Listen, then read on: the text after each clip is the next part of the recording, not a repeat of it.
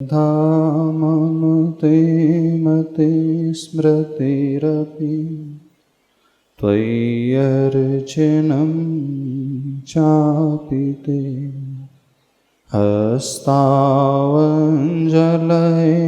कथाश्रुतिरतः करेणोक्षिसम्प्रेक्ष्यते सस्तत्यां व्यसनं शिरोनतिपरं सेवेदृशेन ते तेजस्वी सुजनोऽहमेव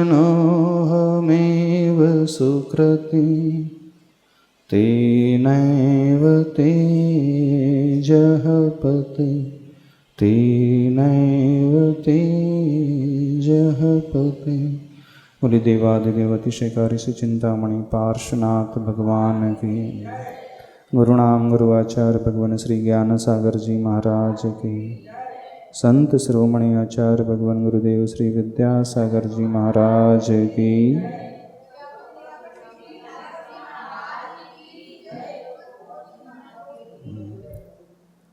page number 219 चल रहा था। उपदेश राजन को दिया जा रहा था। शिल्पी कुंभकार के माध्यम से विषय बहुत ही अच्छा आचार्य भगवान वर्णित कर रहे हैं। विनय अनुनय समेत यदि हित की बात पूछते हों, पक्षपात से रहित हो, अक्षघात से रहित हो, हितमित मिष्ट वचनों से उन्हें प्रवचन देना, दुख के दाह को मिटाना है। कोई व्यक्ति यदि पूछे तो गुरु वचन नहीं देते हैं। जब विनय भाव से भरकर के पूछा जाता है तो प्रवचन अवश्य देने के लिए कहा गया है, वह भी किन शब्दों में? हितकारी हो, सीमित हो और मिष्ट हो, प्रिय हो। ऐसे वचनों के माध्यम से जब प्रवचन दिया जाता है तो वह दुख के दाह को मिटाने वाला होता है। यहाँ तक कल हो गया था, आगे बढ़ते हैं। शनैः शनैः ज्वर सूचक यंत्रगत ऊपर चढ़ा हुआ उतरता पारा सम, या उबलते उफनते ऊपर उठकर पात्र से बाहर उछलने को मचलते दुग्ध में जल की कुछ बूंदें गिरते ही शांत उपशमित दूध सम कुंभ को समझाते कुंभकार की बातों से राजा की मति का उफान उद्दीपन उतरता सा गया। अस्त व्यस्तति स्थिति अब पूरी स्वस्थ शांत हुई देख, फिर से निवेदन कर जोड़ प्रार्थना, हे कृपाण पाणी कृपा प्राण, कृपा पात्र पर कृपा करो, यह निधि स्वीकार कर इस पर उपकार करो। इसे उपहार मत समझो, यह आपका ही हार है श्रृंगार, आपकी ही जीत है, इसका उपभोग उपयोग करना हमारी हार है स्वामी। कुंभकार उस कुंभ को उपदेश दे रहा था जिसने बड़े कटुक शब्दों में राजा को समझाने का प्रयास किया था। उपदेश तो सही दिया गया था कुंभ के माध्यम से, लेकिन बड़ा कड़वा उपदेश दिया गया था।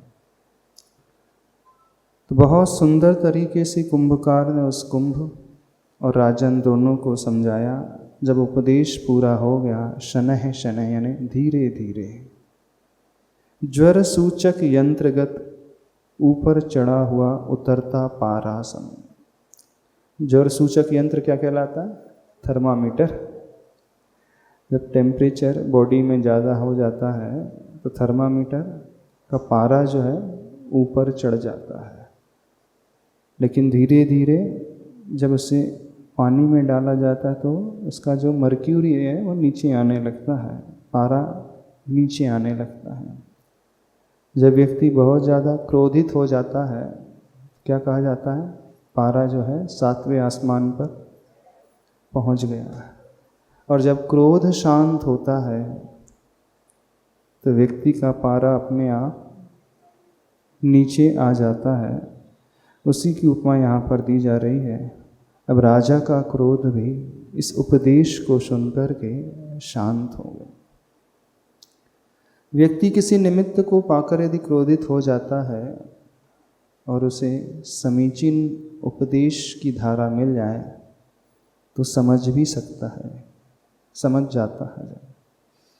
कुछ होते हैं हठीले, वो नहीं समझते, लेकिन प्रायः समझ जाते हैं हमें क्या करना चाहिए था और हम क्या कर बैठे।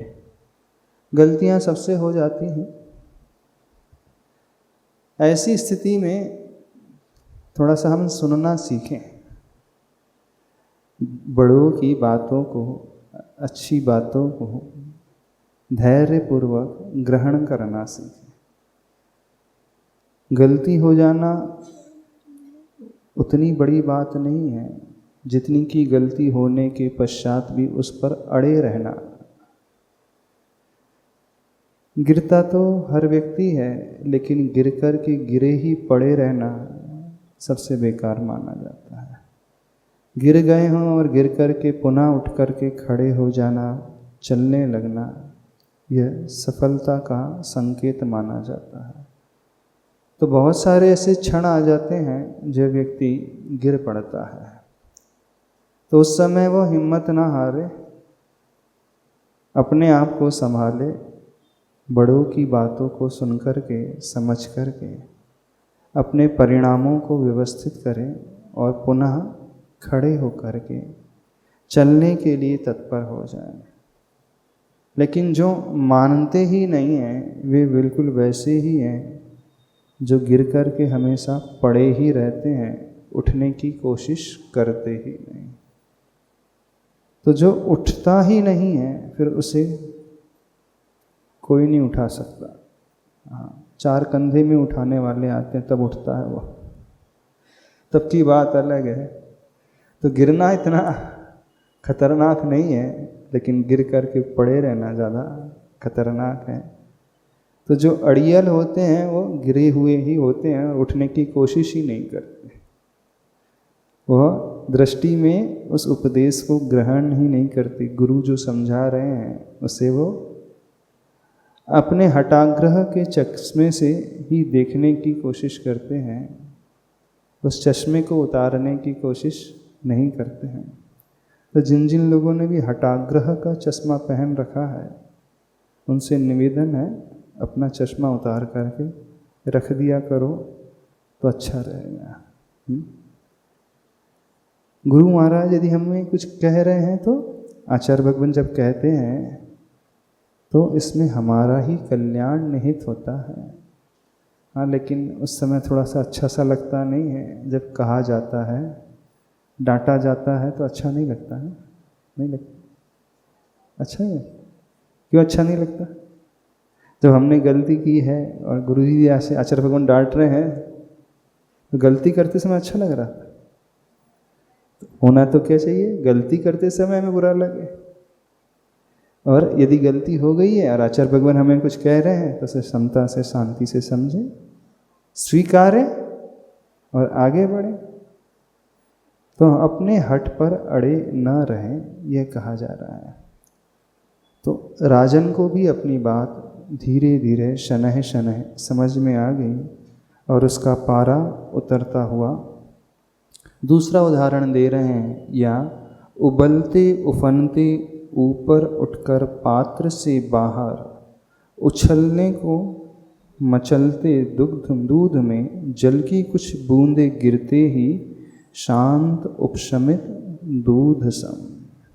घर में जब दूध उबलने लगता है तो क्या करते हो? गैस बंद करते हो, थोड़ा सा आचार्य भगवान शांति धारा की धारा छोड़ देता है। थोड़ी सी धारा छोड़ते ही वो उफनता हुआ दूध अब एकदम शांत हो जाता है। क्यों उफन रहा था वो दूध? बहुत ज़्यादा ताप उसे दिया गया था। तो किसी कवि की कल्पना है कि जब बहुत ज़्यादा वो गर्म किया जाता है तो उसमें रहने वाला जो जल है वो बाष्प बन करके उड़ जाता है। तो दूध का मित्र होता है जल, वो मित्र का जब वियोग हो जाता है तो वो एकदम क्रोध में आ जाता है, उबलने लगता है। क्यों उबलने लगता है? किस पर उबलता है? उस अग्नि पर उबलने की कोशिश करता है जिस अग्नि ने उसके मित्र का वियोग करा दिया। और उबल करके वो जब पात्र से बाहर आता है तो गैस को ही बुझा देता है, यानी अपने बदले को लेता है। इस कारण वो उबलता है। लेकिन जैसे ही उसमें जल की धारा छोड़ी जाती तो एकदम शांत हो जाता है। क्यों? क्योंकि उसको मित्र उसे मिल जाता है। इस कारण वो चुपचाप बैठ जाता है। अभी तो मेरा मित्र चला गया था, अब मित्र का पुनः संयोग हो गया तो उसका क्रोध अपने आप शांत हो जाता है। तो बड़ी अच्छी कल्पना है, बड़ा अच्छा चिंतन है कि दूध का उबलन जो है वह मित्र के वियोग को न सहन करने के कारण हुआ था। उस अग्नि से बदला लेने की उसने ठानी थी। तो मित्रता हो तो ऐसी हो। कहा गया कि वियोग होने पर जब तक वो न मिल जाए हम शांति से नहीं बैठेंगे, ऐसा उसमें चित्रण किया गया। बड़ा सुंदर चित्रण किया गया था। तो वही उदाहरण दिए हैं। उबलने को मचलते दूध में जल की कुछ बूंदें गिरते ही शांत उपशमित। आवाज नहीं आ रही है क्लियर?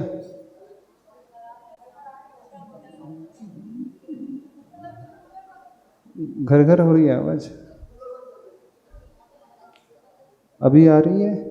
इको ज़्यादा है, थोड़ा सा इसको इको बैलेंस कर दो। जिसे आता है वो बैलेंस कर दे तरीके से। तो जल की कुछ बूंदें गिरते ही शांत उपशमित दूध की भांति राजा भी एकदम शांत हो गया। कुंभ को समझाते कुंभकार की बातों से राजा की मति का उफान, पेज नंबर 117 में 220 में, उद्दीपन उतरता सा गया। तो राजा का जो उफान था, उद्दीपन, वह उतर गया, शांत हो गया। अस्त व्यस्त सी स्थिति अब पूरी स्वस्थ शांत हुई देख फिर से निवेदन कर जोड़ प्रार्थना। जब स्थिति शांत हो गई तो कुंभकार अब राजन से फिर से कर यानी हाथों को जोड़ करके प्रार्थना करता है। ऋषभ थोड़ा सा। अब पूरी स्वस्थ कर जोड़ प्रार्थना। हे कृपाण पाणी कृपा प्राण। हे कृपाण पाणी, पाणी का अर्थ होता है हाथ, यानी जिसके हाथ में हमेशा तलवार कृपाण होती है। ओम व्यवस्थित कर दो, इको बैलेंस कर दो। जिसके हाथ में, राजा के हाथ में हमेशा कृपाण होती है, इस कारण उसके संबोधन क्या दिया? कृपाण पाणी। कृपा प्राण, प्राणों के ऊपर जो कृपा करने वाला होता है। कृपा पात्र पर कृपा करो, मैं कृपा पात्र हूँ आपका। प्रजा जो होती है कृपा पात्र मानी जाती है। ठीक है? नहीं आ रही? ओम।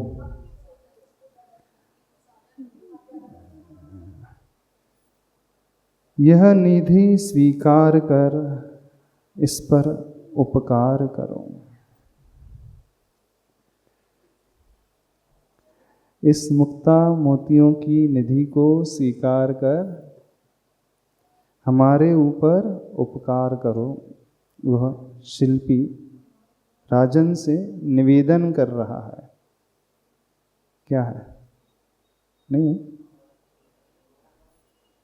इसे उपहार मत समझो, यह आपका ही हार है। श्रृंगार आपकी ही जीत है। हम इन मोतियों को देख कर के आपके ऊपर एहसान नहीं कर रहे हैं। ये आप ही का हार है, आप ही का श्रृंगार है और आपकी ही यह जीत है। इसका उपभोग उपयोग करना हमारी हार है स्वामी। यदि इनका उपयोग हम करेंगे तो ये हमारी हार मानी जाएगी, क्योंकि जो भी पृथ्वी पर ऊपर से बरसता है उस पर अधिकार जो है राजा ने सरकार का होता है, अथवा भूमि से जो निकलता है उसका स्वामी जो है राजा होता है। ओम। समझ में आ रही है बात कि नहीं समझ में आ रही है? आवाज नहीं आ रही?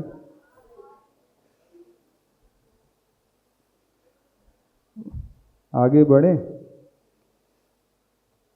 समय पूरा होते होते सब व्यवस्थित हो ही जाएगा।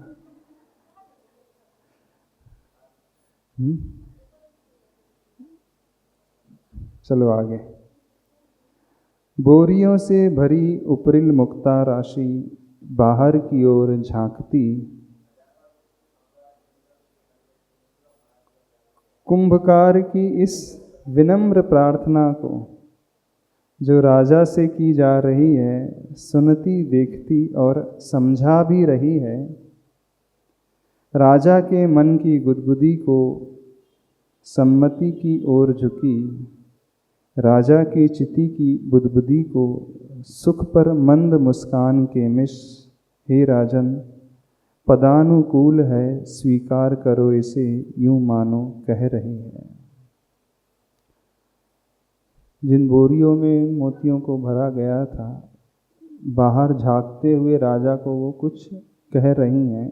क्या कहा जा रहा है? कुंभकार की इस अनुनय विनय भरी प्रार्थना को जो राजा से की जा रही है, उसे सुन कर के, देख कर के मोती क्या समझा रहे हैं और क्या समझ रहे हैं? भीतर ही भीतर राजा जो है प्रसन्न हुआ जा रहा है, उसका मन अंदर ही अंदर गुदगुदी हो रही है। जब कुछ मिलता है बैठे बिठाए तो अंदर ही अंदर व्यक्ति प्रसन्न हो उठता है। तो राजा के मन की गुदगुदी को सम्मति की ओर झुकी, राजा की चिति की बुदबुदी को ने राजा ने उसे सहर्ष स्वीकार कर लिया, सम्मति दे दिया। उसके चित्त यानी मन में जो भाव उठा, राजा की चिति की बुदबुदी को मुख पर मंद मुस्कान के मिस, और उसके चेहरे पर मंद मुस्कान आ गई। उसी के बहाने हे राजन, पदानुकूल है स्वीकार करो इसे, यह आपके पद के अनुकूल है, इसे स्वीकार करो। यूं मानो कह रही है, परंतु सुनो, मुक्ता वह नामानुकूल न राग करती है, न द्वेष से भरती अपने आप को, नहीं मदमान मात्सर्य उसे छू पाए ते कोई विकार। ओम। सारे एक्सपेरिमेंट करने वाले आज ही मिल गए।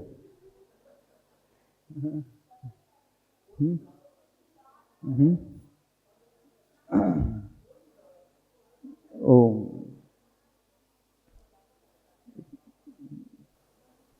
परंतु सुनो, मुक्ता वह नामानुकूल न राग करती, न द्वेष से भरती अपने आप को, नहीं मद मान मात्सर्य उसे छू पाते कोई विकार। मुक्ता यानी मोती, उसका नाम क्या है? मुक्ता, यानी जो मुक्त रहती है। किससे मुक्त है?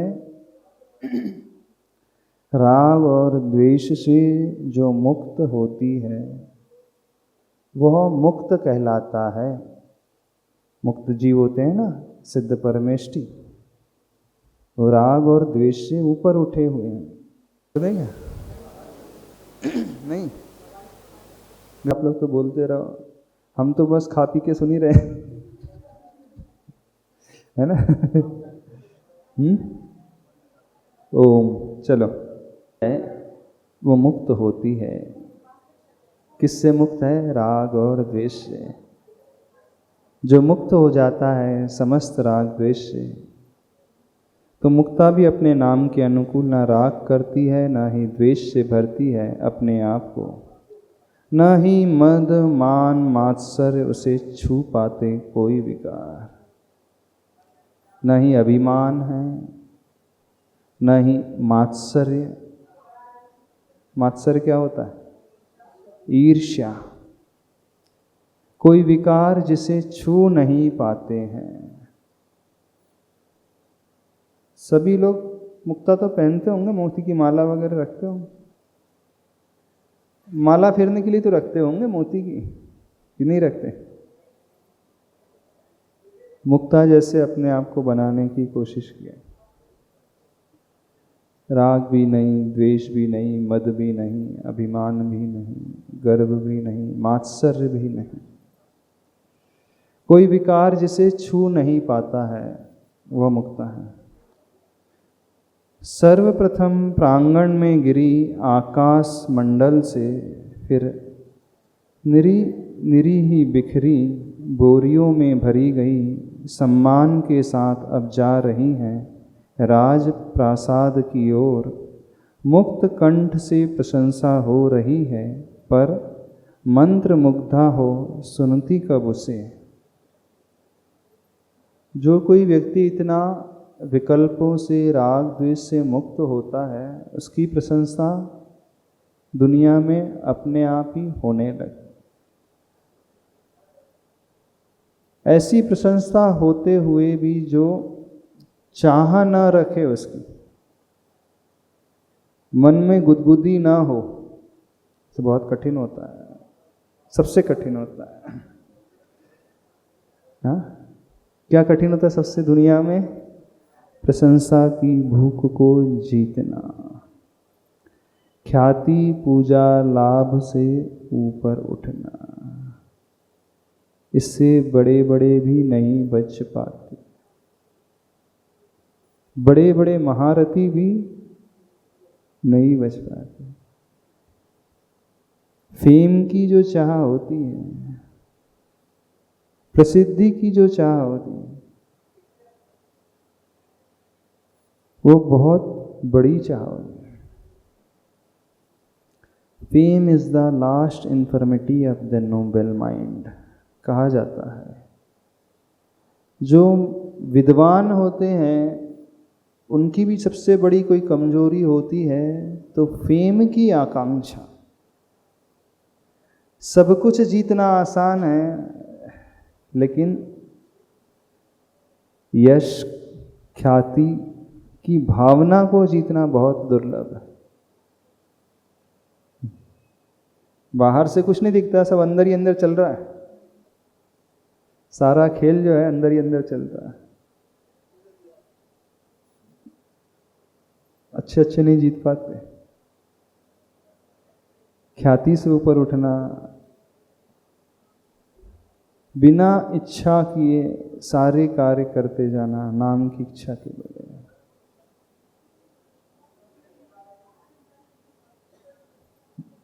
दान देना आसान है कथनचित, लेकिन नाम की चाह ना हो ये और दुर्लभ हो जाता है। हमने इतना सारा काम किया, इतने बड़े बड़े काम किए, और हमें ही नहीं बुलाया गया। हाँ, जिनने कुछ नहीं किया उनका नाम तो पहले आ गया, और सारी मेहनत हमने की है, हमें इग्नोर कर दिया गया। मंच माला माइक से बचना, जिसे इसकी आदत लग जाए छूटती नहीं है। टॉनिक होता है शायद, टॉनिक होता है ना अंदर का, वो पेट नहीं भरता, मन भरता है। जिसने इसे जीत लिया, समझना उसकी साधना सबसे उत्कृष्ट है। और इसलिए भी ऐसे भाव करना चाहिए कि बड़े बड़ों के नाम नहीं रह गए, उनके नाम लेने वाले नहीं रह गए, तो हम किस खेत की मूली? अच्छे अच्छे के नाम, चक्रवर्ती का भी नाम लिखने के लिए जगह नहीं मिलती है, वृषभगिरी पर्वत पर। तब उसे ज्ञात होता है, अभी तक मैं जो समझ रहा था, लेकिन आज पता चला मुझसे पहले भी कितने आए और कितने चले गए, और भविष्य में कितने आएंगे। जो इसे जान लेता है वो बहुत बड़ी बात होती है। प्रशंसा हो रही है और उसमें आनंद नहीं मानना। मुनि महाराज के 22 परिचयों में एक परिचय आता है सत्कार पुरस्कार परिचय। सत्कार पुरस्कार मिल रहा हो और उसमें समता का भाव रहे, और मेहनत करने पर भी सत्कार पुरस्कार न मिले तो भी समता का भाव रहे। दोनों ही अर्थ निकलते हैं इसके। बहुत मेहनत कर रहे हैं, बहुत तपस्या कर रहे हैं, वाहवाही हो रही है, तो उसमें अंदर से न फूलें। और हम इतना कर रहे हैं फिर भी कोई पूछ नहीं रहा, उसमें अंदर से न कूलें। ना ही फूलना है, ना ही कूलना है, यानी हर हाल में साम्य भाव में रहना है। दोनों ही बहुत कठिन है। फूलना ज़्यादा कठिन है कि कूलना ज़्यादा कठिन है? कौन सा ज़्यादा कठिन है? मेहनत करने के पश्चात कोई हमें आगे ना करे, उस समय समता रह जाएगी? हाँ, पूरा एफर्ट हमारा है और हम साइडलाइन हो जाएं। हाँ, ये ज़्यादा मुश्किल है कि एफर्ट होने के बाद बहुत ज़्यादा प्रशंसा हो रही, उसमें साम्य भाव रखना ज़्यादा मुश्किल है। कौन सा ज़्यादा कठिन है? बता, कठिन कौन सा है? कठिन तो दोनों ही है। सत्कार पुरस्कार में ये दोनों ही भाव आ जाते हैं, आचार्य प्रवर कहते हैं। यानी हम फूले भी नहीं, समता से कर्म का उदय ठीक है हो रहा है, और नहीं क्रेडिट मिल रहा है तो बौखलाए ना, विकल्प भीतर पैदा ना करे। ठीक है, क्या हमने नाम के लिए साधना की है? क्या नाम के लिए हमने सेवा की है? क्या नाम के लिए वैयावृत्ति की है? क्या नाम के लिए उपवास किया है? नाम के लिए दान दिया है? क्या नाम के लिए व्रत लिए हैं? क्या कि नाम के लिए दीक्षा ली? नाम के लिए त्याग किया है, तपस्या किया, किसके लिए? हाँ, वही व्यक्ति फूलता है अथवा कूलता है जो परमार्थ को भूल जाता है, मूल उद्देश्य से जो च्युत हो जाता है। वही व्यक्ति या तो इधर जाता है अथवा उधर जाता है। प्रशंसा में फूल करके गुब्बारा हो जाता है, और नहीं मिल रही है तो एकदम पिचक जाता है, हवा उसके निकल जाती है। गुब्बारे की भी क्या स्थिति होती है? थोड़ी सी हवा भरो और फूल जाता है। मनुष्य की भी क्या स्थिति है? थोड़ी सी प्रशंसा मिले और वो भी फूल जाता है, और ना मिले तो मुरझा जाता है। मुरझा जाता है कि दोनों ही वैसे कठिन है। लेकिन यदि हम मुरझा रहे हैं, विकल्प पैदा हो रहे हैं, तो समझना हमारी साधना आत्म कल्याण के लिए नहीं चल रही है। हमारी साधना नाम यश ख्याति के लिए चल रही है। जो कूलेगा वो नियम से फूलेगा। यदि प्रतिकूल नहीं वहाँ मिल रही है तो नियम से मानना, यदि उससे मिलेगी तो वो फूलेगा, क्योंकि दोनों ही एक ही सिक्के के दो पहलू हैं। ऐसा नहीं है कि वो मात्र कूल रहा है लेकिन फूलेगा नहीं, क्योंकि राग और द्वेष, हर्ष और विषाद दोनों एक ही कॉइन के दो फेजेस होते हैं। एक तरफ जो प्रसन्नता से भर उठता है प्रशंसा को सुन करके, नियम से वह खेद खिन्न हो ही जाएगा जब उसकी प्रशंसा नहीं होगी, क्रेडिट नहीं मिलेगा। तो यह सत्कार पुरस्कार परिचय विजय नहीं माना जाता है।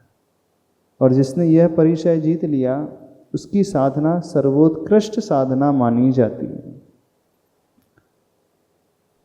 बहुत उच्च क्वालिटी की साधना। बहुत बिरले लोग होते हैं कैलिबर होते हुए भी, सब कुछ करते हुए भी शांत बने रहे, उन्हें कोई फर्क ही नहीं पड़ रहा। आप नाम लो तो भी फर्क नहीं, ले लो न लो तो भी फर्क नहीं, कोई अंतर ही नहीं। क्यों अंतर नहीं पड़ता? क्योंकि वह शरीर से नहीं आत्मा से चिपके हैं। क्योंकि शरीर तो जड़ है, पुद्गल है, नश्वर है। उनकी दृष्टि शरीर की ओर नहीं, आत्मा की, आत्म कल्याण की ओर होती है। तो उन्हें कोई विकल्प भी नहीं। बोले नाम होता है शरीर का, आत्मा का तो कोई नाम ही नहीं होता। आत्मा का कोई रंग नहीं, रूप नहीं, आकार नहीं, प्रकार नहीं, गंध नहीं, कुछ तो नहीं होता सिवाय चेतना को छोड़कर। तो नाम जो होता है शरीराश्रित, पर्यायाश्रित। एक तरफ कर्म क्षय के लिए साधना की जा रही है और दूसरी तरफ नाम की आकांक्षा है, यश की आकांक्षा है। तो यश जो है, यश कीर्ति, नाम कर्म का एक भेद है ना। तो हम कह रहे हैं कर्मक खो दुखक खो, और चाह रहे हैं यश कीर्ति, नाम हमारा फैल जाए। तो नाम कर्म जिसका बढ़ेगा उसी का तो यश फैलेगा। यश फैलना मतलब नाम कर्म और बढ़ना, उसकी स्थिति और बढ़ेगी। तो दोनों कॉन्ट्रोडक्टरी स्टेटमेंट नहीं हो जाते, आपस में विरोधी से। तो फिर यदि हम ये नाम की आकांक्षा रख रहे हैं तो फिर भूल जाएं हम कर्म क्षय की आकांक्षा को भीतर से। और जो कर्म क्षय की आकांक्षा रखता है वो कभी भी नाम नहीं, नाम कर्म का जो भेद यशः कीर्ति है उसकी आकांक्षा रखता है। समझ रहे कि नहीं? यदि नाम की इच्छा है, प्रशंसा की इच्छा है, यश की इच्छा है, तो मान करके चलना है व्यक्ति कर्म बढ़ा रहा है अपना। क्योंकि बिना कर्म बढ़े यश कीर्ति फैलेगी नहीं। अंतर समझ में आ रहा है? तो ऐसी साधना महत्वपूर्ण है। तो मुक्ता राशि जो थी बिल्कुल कैसी थी? राजप्रासाद की ओर जो गमन कर रही थी, मुक्त कंठ से प्रशंसा तो हो रही है, पर मंत्र मुग्धा हो सुनती कब उसे। मंत्र मुग्धित होकर के सुनती नहीं है, बल्कि कान और बंद कर लेती। लेकिन आज व्यक्ति वंस मोर और कह देता है, एक बार और कहो, क्या कहा आपने? थोड़ा सा आवाज़ क्लियर नहीं आ रही है, माइक डिस्टर्बेंस है, माइक में डिस्टर्बेंस है ना, आवाज़ क्लियर नहीं आ रही है। तो वो बोला एक बार वंस मोर, नाम फिर से लो। आवाज़ क्लियर नहीं आ रही थी, बोला नाम फिर से लो। बोला अच्छे से, ये बोल रहा था वो। हम आवाज़ के लिए नहीं बोल रहे अभी। अब बोले वो आवाज़ क्लियर नहीं आई थी, वो किसका नाम लिया वो क्लियर नहीं हो पाया। नाम कौन किसका नाम लिया जा रहा है वो अच्छे से क्लियर नहीं हो पाया। एक बार और बोला अच्छा रहेगा। तो जो प्रशंसा की आकांक्षा रखता है वो एक बार और सुनने की भी आकांक्षा रखता है। मुदित मुखी महिलाओं के संकट हारिणी कंठहार बनती, द्वार पर आगत अभ्यागतों के सर पर हाथ रखती, तारण हार तोरण द्वार बनती, इस पर भी वह उन्मुक्ता मुक्ता ही रहती, अहम भाव से असंपृक्ता मुक्ता। उस मोतियों की विशेषता बताई जा रही है, कहाँ कहाँ उनकी उपयोगिता होती है। मुदित मुखी महिलाओं के संकट हारिणी कंठहार बनती।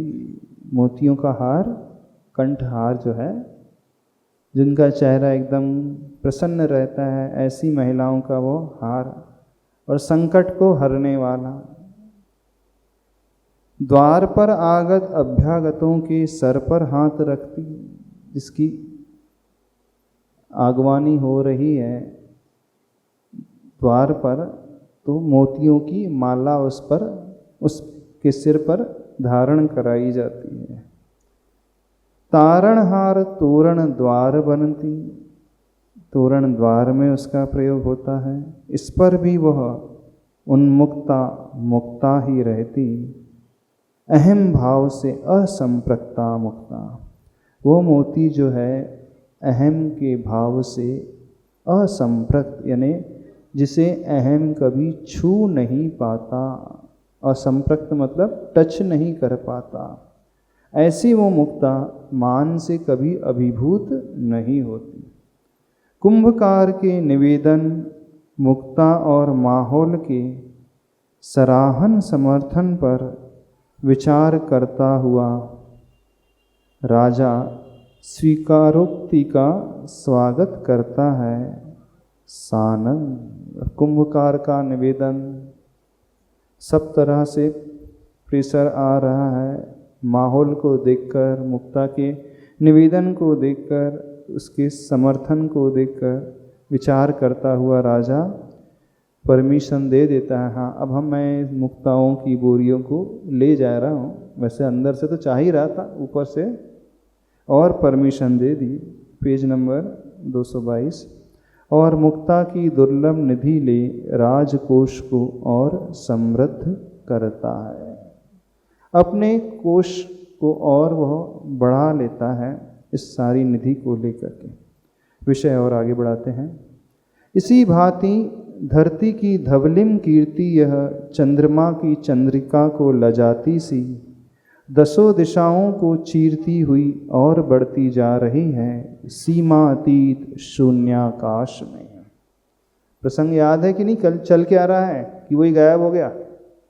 विषय क्या चल रहा है? धरती की कीर्ति फैलती ही जा रही है। क्यों फैलती जा रही है? उसके त्याग स्वभाव को लेकर के। जब सागर समुद्र ने उसके सारे वैभव को हरण कर लिया, बहा कर के वो ले गया, फिर भी धरती के मन में कोई दुर्भाव सागर के प्रति पैदा नहीं हुआ। क्षमा से वो भरी रही, सहनशीलता से भरी रही। चंद्रमा भी उसके विरोध में आ गया, एकमात्र सूर्य ही उसका साथ दे रहा था, बाकी सब वो बादल आदि उसके विरोध में, और उस पर उपसर्ग हो रहा था बारिश के माध्यम से, तो वह भी बादल जो बारिश बरसाने वाले थे मुक्ताओं को बरसा करके चले गए। इन वर्षा को देख कर के उसकी कीर्ति और फैल गई, चारों ही नहीं दसों दिशाओं में फैलती गई। तो यही विषय बताया जा रहा है। धरती की धवलिम कीर्ति वह चंद्रमा की चंद्रिका को लजाती सी। चंद्रमा की चंद्रिका होती है ना, चांदनी, इसका वो प्रकाश, उसका प्रकाश भी कथनचित कम है, लेकिन उस धरती की कीर्ति पताका उससे भी बढ़कर है। दसों दिशाओं को चीरती हुई बढ़ती जा रही है। कहाँ पर? शून्य आकाश में। कैसा है वो? सीमातीत। सीमातीत का अर्थ सीमा से जो अतीत, उसकी कोई लिमिट नहीं होती है, यानी अनलिमिटेड जो होता है, एंडलेस जो होता है, जिसकी कोई सीमा परिधि नहीं खींची जा सकती है, तो वह असीम, सीमातीत, निस्सीम माना जाता है। अर्थात जो अनंत को छूने वाला होता है वह सीमातीत कहलाता है। एक पब्लिक लिमिटेड कंपनी होती है ना, सीमित हो गई, लिमिटेड मतलब सीमित, और एक अनलिमिटेड जो सीमा से बाहर निकल जाती हैं वो सीमातीत कहलाती है। तो उसका यश, उसकी कीर्ति दसों ही दिशाओं में फैल रही थी। अब उसका वर्णन आचार्य भगवान इस कविता के माध्यम से कर रहे हैं। सूरज शूरों वीरों की, श्रीमानों की, धीमानों की, धीर जनों की तस्वीरों की, शिशुओं की और पशुओं की, किशोर किस्मत वालों की, युवा युवती यति युथों की, सामंतों की, संतों की, शीलाभरण सतियों की, परिश्रमी ऋषि कृषकों की, असीमसी कर्मकारों की, रिद्धि सिद्धि समृद्धों की, बुद्धों की, गुणवृद्धों की, तरुवरों की, गुरुवरों की, परिमल पल्लव पत्तों की, गुरुतर गुल्म गुच्छों की, फलदल कोमल पुष्पफूलों की, किसलय स्निग्ध किसलयों की, पर्वत पर्व तिथियों की, सदा सरकती सरिताओं की, सरवर सरसिज सुषमा की, आदि आदियों भांति भांति आभाओं की, धरती से सरलिम प्रीति वह और बढ़ती जा रही है, और बढ़ती जा रही है। कविता है पूरी, पढ़ दी। बहुत अच्छी कविता लिखी है कीर्ति को लेकर के, यश को लेकर के। कैसी है वो कीर्ति? सूरज सूरों वीरों की, इनकी भांति यानी इनकी तरह, श्रीमानों की, धीमानों की, जो श्रीमान पैसे वाले हैं, धीमान विद्वान बुद्धिमान, धीर जनों की तस्वीरों की, जो धैर्यशाली हैं उनकी तस्वीरों की, शिशुओं की और पशुओं की, किशोर किस्मत वालों की, जो किशोर हैं किस्मत वाले हैं, युवा हैं युवती हैं, यति यूथों की, यूथ का अर्थ होता है समूह, युवा भी होता है, हिंदी इंग्लिश में यूथ मीन्स युवा होता है, पर यह यूथ जो शब्द है संस्कृत का है, समूह के अर्थ में होता है। तो यति यानी मुनियों के समूहों की, सामंतों की, संतों की, शील आभरण को धारण करने वाली जो सतियों की। शीलाभरण का अर्थ क्या हुआ? आभरण का अर्थ होता है आभूषण, ऑर्नामेंट्स। कौन सा ऑर्नामेंट है उनका? शील रूपी ही आभरण जिसका होता है, ऐसी नारियां। परिश्रमी ऋषि कृषकों की, जो परिश्रम करने वाले होते हैं। कौन? ऋषि वही होता है जो हमेशा परिश्रम आत्मा से करते रहता है, उसे ही ऋषि कहा जाता है। यानी वो हमेशा जागृत रहता है, वह कभी सोता नहीं, कभी थकता नहीं। परिश्रम से मतलब दौड़ भाग वाला परिश्रम नहीं। कौन सा परिश्रम?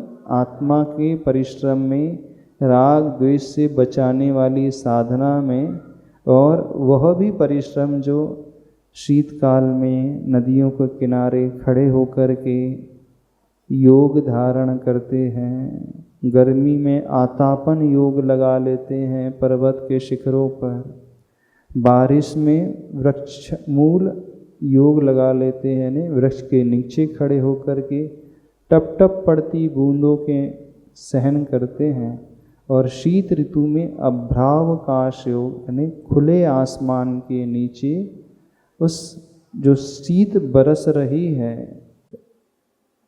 कपकपाती हुई ठंडी शीत लहर चल रही है, दांत कटकटाने वाली हड्डी एकदम जिसमें गल जाए, ऐसे शीत में भी जहाँ टेम्परेचर 0 से भी नीचे चले जाए, उस ठंड में भी नदी के किनारे खुले आसमान के नीचे रात भर ध्यान में मग्न रहते हैं। ऐसे ऋषि जो हैं श्रम परिश्रम करने वाले हैं, ये बताया जा रहा है। और परिश्रमी कृषकों की, यानी जो किसान होता है वह भी परिश्रमी माना जाता है।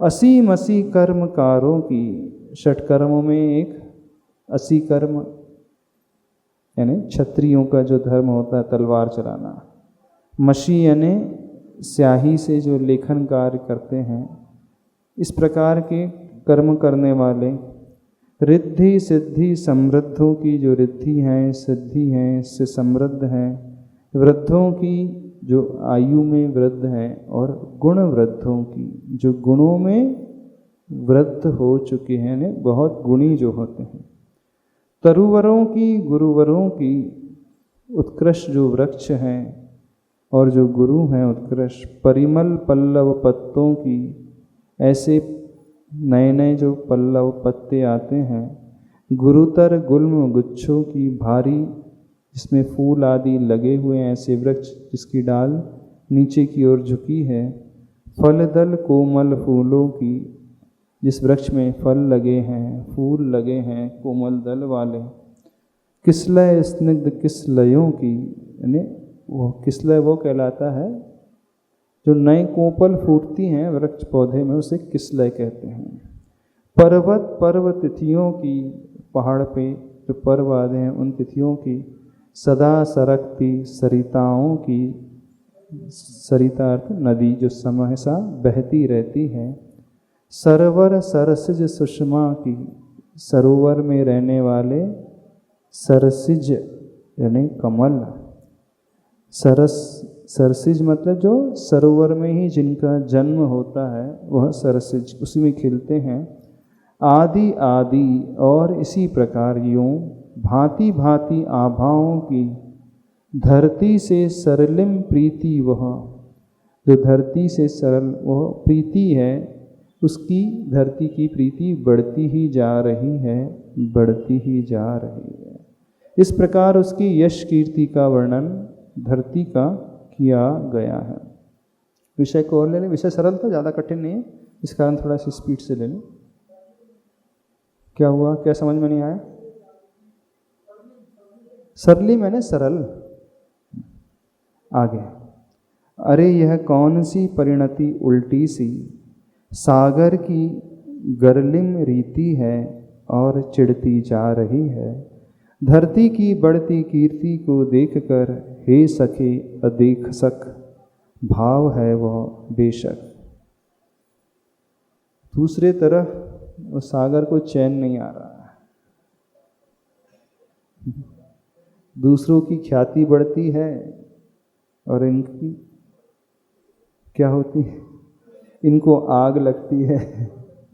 होता है ना, उसकी प्रशंसा ख्याति फैल रही है और पचा ये नहीं पा रहे, बीमार ये हुए जा रहे हैं दुखी ये हुए जा रहे हैं। कई लोग इसी कारण बीमार पड़ जाते हैं इसी कारण परेशान हो जाते हैं, इसी कारण तनाव में रहते हैं हमेशा। यहाँ तक इतना टेंशन, इतना स्ट्रेस लेवल बढ़ जाता है उनका, स्वयं के कारण नहीं, पर की ख्याति क्यों फैल रही है, चारों तरफ उसका जय जयकार क्यों हो रहा है, उसके गीत क्यों जा रहे हैं, गाए जा रहे हैं। होता है, कई लोगों को ये डाइजेस्ट ही नहीं होता, बिल्कुल सहन नहीं होता, बड़ों को, अच्छों को भी सहन, अच्छों को भी सहन नहीं होता। दूसरों की ख्याति को सहन करना बहुत बड़ी बात है। क्या हो जाता है, वो क्या जहर है, क्या है उसे पचा नहीं पा रहा, मतलब क्या जहर है, कड़वी औषधि है, क्या है वो? आप पचा लेते हो दूसरों की प्रशंसा को? हाँ, इतने सारे बैठे हैं, यदि हम एक ही से पूछ लें, एक ही का नाम ले ले, बाकी का नाम ना ले, क्या हालत हो जाएगी? और डेली डेली उसी व्यक्ति विशेष का नाम लेने लगे, ये बहुत अच्छे से सुनते हैं, कितने अच्छे ध्यान पूर्वक, कितने अच्छे से एग्ज़ाम देते हैं, कितने अच्छे से ध्यान पूर्वक पढ़ाई करते हैं, बहुत अलर्ट रहते हैं। 4 दिन लगातार उन्हीं का नाम ले लिया जाए, आपको क्या हो जाएगा? 10 लग जाएंगे क्या? हाँ क्या हो जाएगा? लेफ्ट आउट हो गया, पूरा बाहर हो गया, वो क्लास से ही बाहर हो जाएगा, बोले अब बर्दाश्त नहीं हो रहा है। हो जाएगा कि नहीं हो जाएगा? पूछ रहे हैं, स्त्री वर्ग से पूछ, महिला वर्ग से पूछ रहे हैं। हो जाएगा, कुछ हद तक बर्दाश्त होगा, पूरा बर्दाश्त नहीं होगा। क्यों नहीं बर्दाश्त होगा? क्यों क्यों फील हो रहा है? मान लीजिए वो कैलिबर वाला है वो पर्सन और उसका नाम लिया जा रहा है, तो क्यों फील हो रहा है? थोड़ा भी लगता है कि हमारा क्यों नहीं लिया जा रहा है, उसी का क्यों लिया जा रहा है, ऐसा। अच्छा, उसका नाम हो रहा है तो हमारा अपमान कैसे होने लगा? अच्छा, ये नहीं, हम अपमान तो नहीं है, लेकिन हमें मान क्यों नहीं मिल रहा? अच्छा, ये बात है, हमें रिस्पेक्ट क्यों नहीं दिया जा रहा, हमें क्रेडिट क्यों नहीं मिल रहा? हम भी तो डिजर्व करते हैं। अच्छा, तो नाम लिया जाएगा तभी क्रेडिट, तभी माना जाएगा, अपना नाम होगा तो। क्यों? भरी सभा में हमारा नाम लिया जाएगा तभी हम माने जाएंगे, अन्यथा नहीं माने जाएंगे। अच्छा, कहीं भी कभी तो कब पूछ लिया? अच्छा, अपन क्या नाम के लिए पढ़ रहे हैं क्या? अच्छा, वहाँ से मन से नाम लिया जाना चाहिए। देखो कितना अच्छे से सुनते हैं इन जनरल। अच्छा, थोड़ा तो चुपता सा है। कभी कभी कभार तो लिया जाना चाहिए, थोड़ा बहुत तो मिलते रहना चाहिए। व्यक्ति कैसा फील करता है? उपेक्षा फील होगी। हमको भूल ही गए, हमको भूल ही गए क्यों? ये वाली फीलिंग आ जाती है, हमें भूल गए, बस उसी को याद किया जा रहा है, हमें तो याद ही नहीं किया जा रहा। उस एक ही की ओर देखा जाए, बाकी को देखा ही नहीं जाए तो भी दिमाग खराब होने लगेगा। क्यों, ऐसा क्यों होता है? ये अपनी कमजोरी है। तो क्यों नहीं हम सहन कर पा रहे हैं? हम क्यों ईर्ष्या से भर रहे हैं? आप कहने हमारी जेलसी नहीं है, लेकिन थोड़ा तो लगता है। ईर्ष्या नहीं है ये, इनडायरेक्ट ये ईर्ष्या ही है। हम नहीं सहन कर पा रहे उसकी। गुणेशु प्रमोदम की भावना होना चाहिए ना, हमें खुशी होना चाहिए उसका नाम लिया तो।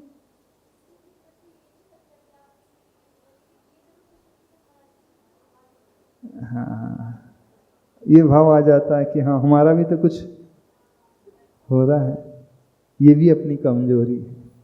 क्यों होना चाहिए इसे?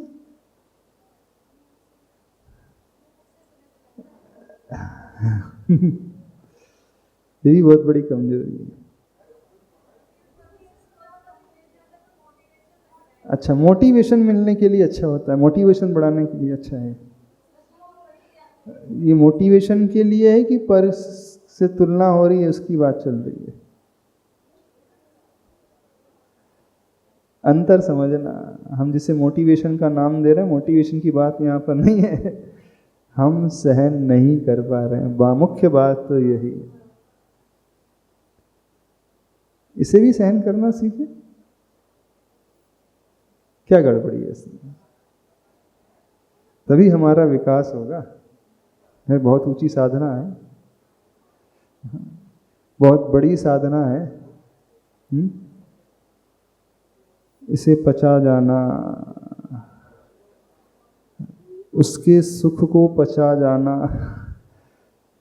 हाँ, उसके नाम को पचा जाना, उसके क्रेडिट मिलने पने को पचा जाना।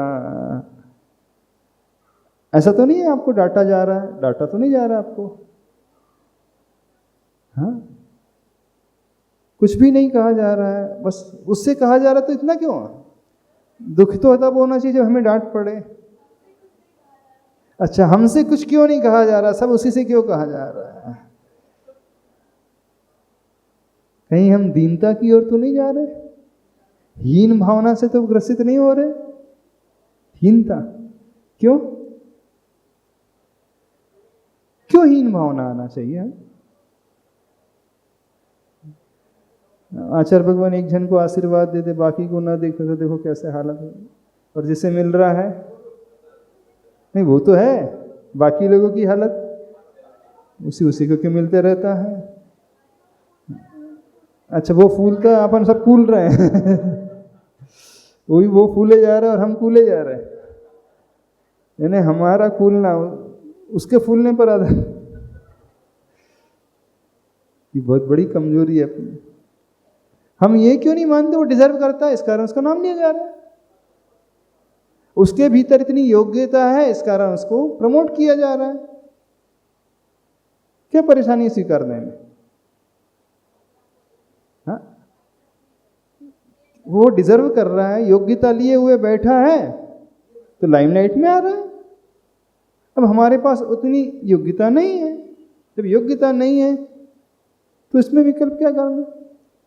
बात तो तब हो जब योग्यता होते हुए भी इग्नोर कर दिया जाए, ऐसा तो उसमें भी कर्म का उदय तो होगा कहीं ना कहीं, कि नहीं होगा? उसमें भी बात तो वही आएगी। ऐसा सोचा नहीं जाता, ऐसे भाव ही नहीं आते। है तो साधना कठिन है, बड़ी साधना है। दूसरे के गुणों को, उसकी ख्याति को पचाना, उसकी प्रसिद्धि को प्रसन्न हो करके स्वीकारना बहुत बड़ा गुण है। और यह गुण हमारे विकास का सबसे बड़ा साधन बनता है। हम अनुमोदना करना सीखें, ठीक है वो डिजर्व करता है, इससे हमारा विकास होगा। और जितना हम कूलेंगे उससे हमारा विनाश होगा, पतन होगा। ये नियम है। देख दूसरे की बढ़ती को, मेरी भावना में क्या पढ़ते हो? देख दूसरे की बढ़ती को कभी ना ईर्ष्या भाव रखें। ऐसा होता है?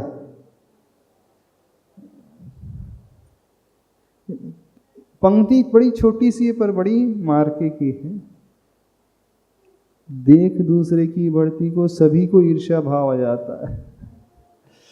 कभी ना नहीं, सभी में ईर्ष्या भाव आ रहा है प्राय। और यदि हमारे भीतर ईर्ष्या का भाव आ रहा है तो नियम से हम और घटते चले जाएंगे। बिल्कुल, हम ऐसे कर्म का आश्रय करेंगे जो अंतराय डालता रहेगा हमारी बढ़ोतरी में, हमारे विकास में।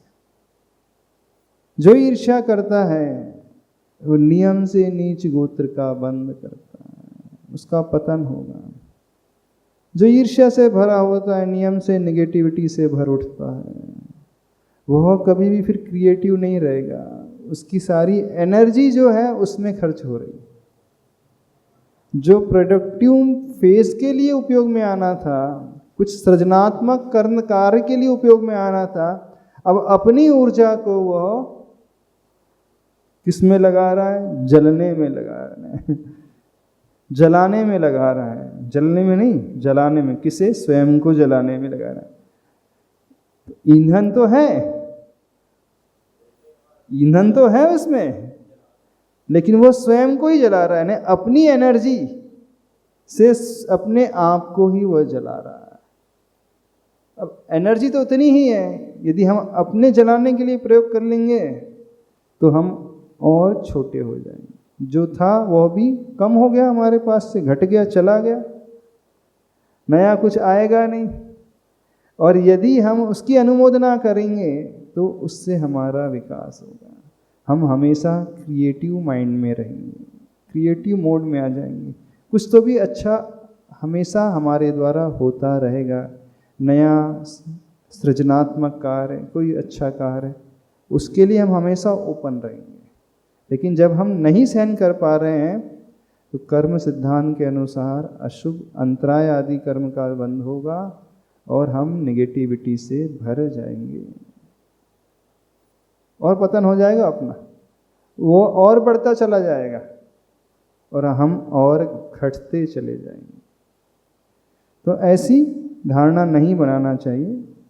वो डिजर्व कर रहा है तो हम उसे एप्रिशिएट करें, अनुमोदना करें, प्रशंसा करें, उससे जले नहीं, बल्कि उसके साथ हाथ से हाथ मिला करके आगे बढ़े और प्रसन्न खुश होकर के रहें। चलो, बात चल रही थी, अरे यह कौन सी परिणति उल्टी सी सागर की गरलिम रीति है। यानी अब सागर जो है, गरल, गरल क्या कहलाता है? गरल होता है जहर, विष। तो कौन सी रीति है? विषाक्त रीति है सागर, समुद्र की। और चिढ़ती जा रही है धरती की बढ़ती कीर्ति को देखकर, हे सखे अदेख सख भाव है यह बेशक। यानी नहीं देखने वाला भाव, देखा नहीं जा रहा है भाव, ऐसा भाव सहन नहीं हो रहा है। अपनी वेदना नहीं है शरीर की, पर की खुशी सहन नहीं हो रही है, बिल्कुल सहन नहीं हो रही पर की, ये ऐसा भाव है। बेशक समय आपका हो गया। कुंभ को मिटाकर मिट्टी में मिला घुलाकर, मिट्टी को बहाने हेतु प्रशिक्षित हुई प्रेषित थी, जो पर पक्ष की पूजा कर मुक्ता की वर्षा करती, धरती के यश को और बढ़ाती हुई लजीली सी लौटती बदलियों को देख, सागर का क्षोभ पल भर में चरम सीमा को छूने लगा। लोचन लोहित हुए उसके, भ्रुकुटियाँ तन गई, गंभीरता भीरुता में बदलती है। जिन बदलियों को उसने बदला लेने भेजा था, उन्हीं बदलियों ने मुक्ताओं की वर्षा करके वापस आ गई। मैंने तो अपना समझ करके भेजा था, उल्टा मेरा ही नुकसान करके आ गई, है ना। विभीषण जैसे रामचंद्र जी से मिल गया तो अपने वाले का ही घात कर दिया उसने, लंका डिबो दी, घर का भेदी लंका ढाए। बोले जिसे भेजा था बदला लेने, उन्होंने ही उसकी प्रशंसा कर दी, मुक्ताओं की वर्षा कर दी। तो वो बात आ गई, कुंभ को मिटाकर मिट्टी से में मिला घुलाकर, मिट्टी को बहाने हेतु जो प्रशिक्षित बदलियां भेजी थी, वो पर पक्ष की पूजा कर मुक्ता की वर्षा, बदला तो नहीं और पूजा और कर ली, मुक्ता की वर्षा करती, धरती के यश को और बढ़ाने में वो सहायक सिद्ध हो गई। लजीसली सी लौटती बदलियों को देख, सागर का क्षोभ और बढ़ उठा, क्रोध और बढ़ उठा, चरम सीमा को छूने लगा। लोचन लोहित हुए उसकी, आंखें जो हैं एकदम सुर्ख लाल हो गई, आंखों में खून उतर गया, लोहित हो गया ना, आंखों में खून उतर आया। भ्रुकुटियाँ तन गई, गंभीरता भीरुता में बदलती है। बस समय हो गया, इतना ही रखते। हाँ ठीक है, हाँ पेपर आ गया, हाँ समय हो गया, हमको ध्यान ही नहीं रहा, आज इतना ही रखते। जावाणी के ज्ञान से